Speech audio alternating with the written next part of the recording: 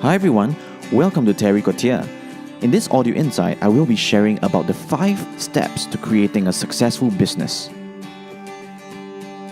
I've seen too many people with big dreams in their minds, ready to start the journey of being an entrepreneur. They go around raising capital from their family, and some even approached banks for loans.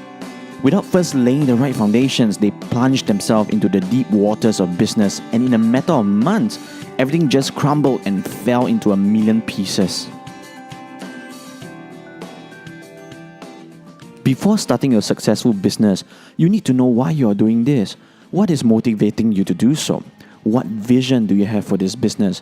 Where do you want to bring this business to in the next 6 months? How are you going to achieve that? Do you have sufficient funds to carry your business throughout the year?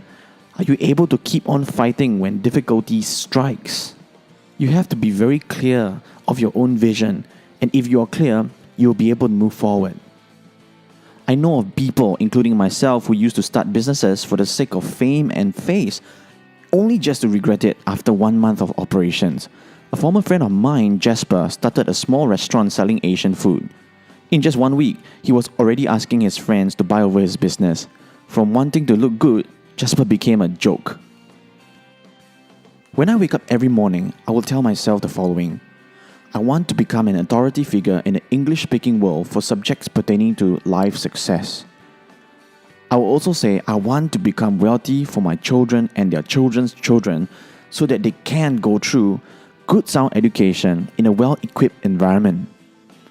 I want to work to reach the masses so that I can help others to find success through online means and face-to-face contact. I want to train people to do what I do so that more people could be positively impacted. Reaffirm your vision so that you remember why you wake up every morning, why you're working so hard. This is going to help you to go a long way. The second step to take is to always calculate your cost. Would you not first check your petrol tank before going on a 100-kilometer journey? If your answer is yes, then why wouldn't you evaluate your resources first before starting a business?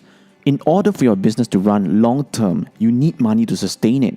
Without sufficient amount of cash, you'll lose everything. Some years back, when I started my American fashion label store in the heart of the city, I pumped in cash enough for me to survive for 4 months. I told myself that I would be able to sell my stocks and then put the money back into the business. It would be a good run for me for a long time. But I only lasted 9 months. I started experiencing money shortages and was forced to sell my business because I could not afford to pay the landlord anymore. Guess how much I sold the business for eventually? The answer is, I gave it to someone else for free. I had no choice. If I held on to it, my landlord is going to sue me because I don't have the money to pay the landlord anymore. See, never end up in a situation where you have no more money left because it's going to turn you into a slave to almost everyone, to almost everything around you. What I would have done differently is that I would have saved up more money first before starting my business. I should have calculated my costs properly before jumping into the deep end of the pool. Because if you don't calculate your costs, what happened to me was I drowned in the deep end of the pool. The third step here is to network and grow your network strong. I wrote a post not too long ago on how to be successful in quickly making 10,000 friends through 5 effective ways. If you are in a business right now, if you are a business owner, you need human beings to contribute to the success of your organization. The more the merrier, actually. There are several ways in doing so. Do not ever leave out social media marketing. But since I've already covered this in my friend-making post, I will share with you something else. Now, if your business allows you to go for trade shows and exhibition, do it. If you have the cash, even better, set up a booth in one of the trade shows and network with people from different countries from all walks of life. I have a friend. He found a big brand to take up his services. He became from nothing to a well-respected manufacturer just because of that one client he found in a trade show. You could also sponsor events. For me, I offer my speaking services to certain corporations that could ensure good attendance. At the end of the session, I will collect information from my attendees, especially contact information. I keep in touch with them by sending them relevant materials that could add value to their lives. Now, this could also help me boost my sales.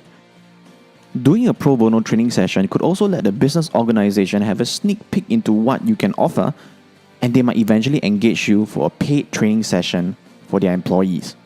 There are many ways to network.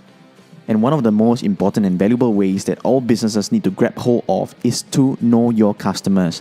This is extremely useful because your customers are already your proof of concept. They have made the purchase and might be buying again. When you keep in touch with your customers, it shows that you care, and this will also help them to remember your brand. The fourth step, watch the numbers. Numbers never lie. Do not be too chicken to look and evaluate your business on a weekly basis and make the necessary changes to it. Knowing is always better than not knowing. Ignorance is a bliss. If you want to know if you're healthy, you go for a medical checkup. If you want to know if your business is in the pink of health, you put it through many medical checkups to ensure that it will be running for the many generations to come. There are a few numbers that I'll always look at. The first one would be my sales figures and my expense figures. I need to be sure that my earnings are on target and that my expenses are not unreasonable. The second thing that I look at are my social media numbers. The number of followers, are they increasing or are they decreasing? If they're increasing, by how much? If they're decreasing, why so? I also will look at the number of comments and reactions that were made towards my brand. This shows interaction value that I have with the public. I will look at the number of visitors coming to my website. How long are they staying? How many pages are they flipping? And etc. See, numbers play a big role in my life. I use it as a guiding light for my next course of action. And the last step number 5, always have a plan B. Starting a business without a plan B is like going into a car with no seat belts and airbags. When crap happens, you'll be carried out of the game in an instant. I am a very strong believer of the one death theory. All that has to happen to you is that just one thing, and it will knock you out of the game forever. Therefore, we need to do everything we can to prevent this one thing from happening. Planning is good, and that you might have taken a lot of time to come up with this great business idea, but neglecting putting some time in formulating a backup plan is not a smart thing to do. For me, I go all the way into having a plan C. And a plan C is usually an exit plan. See, when the fighter jet is burning, I want to be able to hit the eject button and get myself onto safe grounds. For example, if I'm very good at making Asian fried noodles and I'm intending to open a shop in 2 months' time to sell my wonderful food to the people of that community, I do all the research I can and ensure that I have an airtight operating procedure to keep my standards high all the time. Now, concurrently, I will also have to think about what happens if people somehow are not attracted to consuming fried noodles. How can I switch to selling a variation that might help me to garner the business that I need? Could I try selling soup noodles with very tasty broth? And can I do this without buying new equipment and renovating my marketing plan too much? What if my business fails? How am I going to return the loan money? Will I go into financial embarrassment? How can I hand over the shop back to my landlord smoothly? What am I going to tell my customers? If you fail to plan, you plan to fail. And so here are the 5 steps to creating a successful business. If you are starting a new business, I would like to wish you the very best from the bottom of my heart. Let us recap. 5 steps to creating a successful business. Step number 1, reaffirm your vision every day. Number 2, calculate your cost. Number 3, network, make it strong.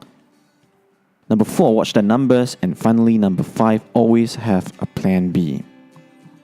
Thank you for listening to this audio insight. My name is Terry, and I hope to see you again. Bye-bye.